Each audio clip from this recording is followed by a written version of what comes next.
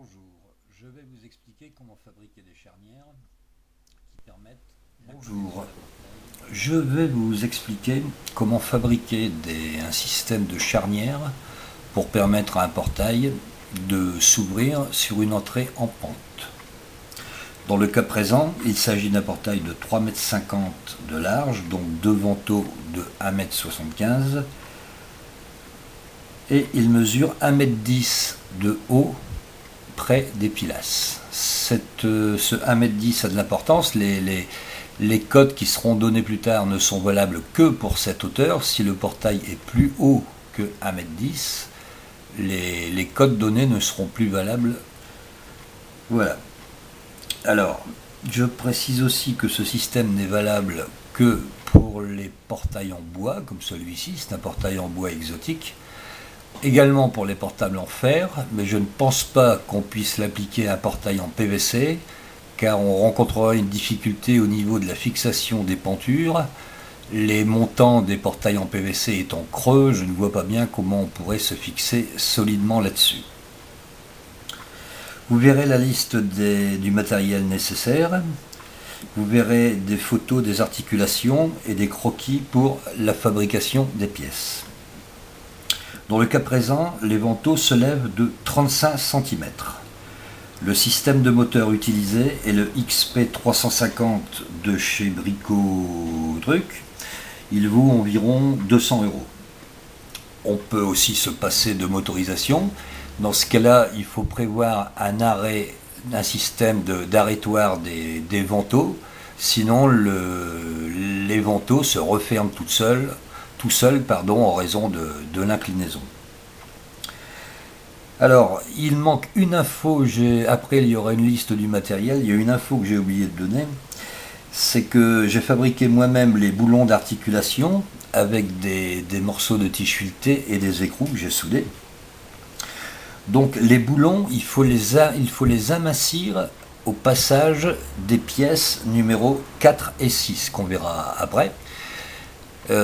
En effet, il faut donner un peu de jeu à ce niveau-là, tout simplement parce que quand le portail est fermé, ces pièces sont à l'horizontale, mais quand le portail est ouvert, ces pièces sont inclinées, ils ont la même inclinaison que celle du portail.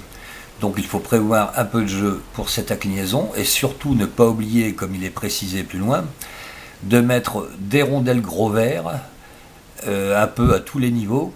Les rondelles gros verre, pour ceux qui ne connaissent pas, c'est des rondelles assez épaisses, en forme de ressort. C'est des rondelles qui sont ouvertes et qui font ressort. C'est de plus en plus difficile à trouver dans le commerce. Ça se trouve facilement chez les petits garagistes ils ont toujours des caisses de vieux boulons, de vieux trucs. Et ces rondelles-là servaient énormément il y a quelques années pour le serrage des culasses des voitures. Donc c'est possible d'en trouver dans des diamètres assez forts, comme moi j'ai fait. J'ai pris du diamètre 16. J'ai joué la sécurité, j'ai mis du costaud. Bon, peut-être on peut monter tout ça avec des diamètres un peu plus faibles, mais bon. C'est un peu dur, le 16 c'est un peu dur pour percer les matériaux et tout ça. Il faut le matériel, mais bon, ça doit se trouver. On connaît toujours quelqu'un qui a une perceuse à colonne ou un petit garagiste qui va vous le faire, un truc comme ça. Voilà, je vous laisse regarder tout ça et bon courage. Alors là, vous voyez le premier portail s'ouvrir, le premier ventail, le deuxième. Et vous allez voir qu'il commence à se pencher, à se soulever.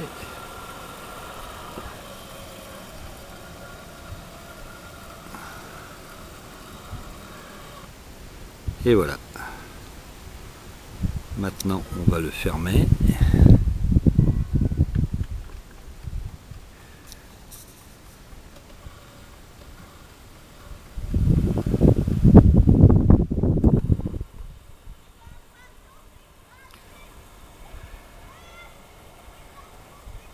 Et voilà, il reprend sa place bien verticalement.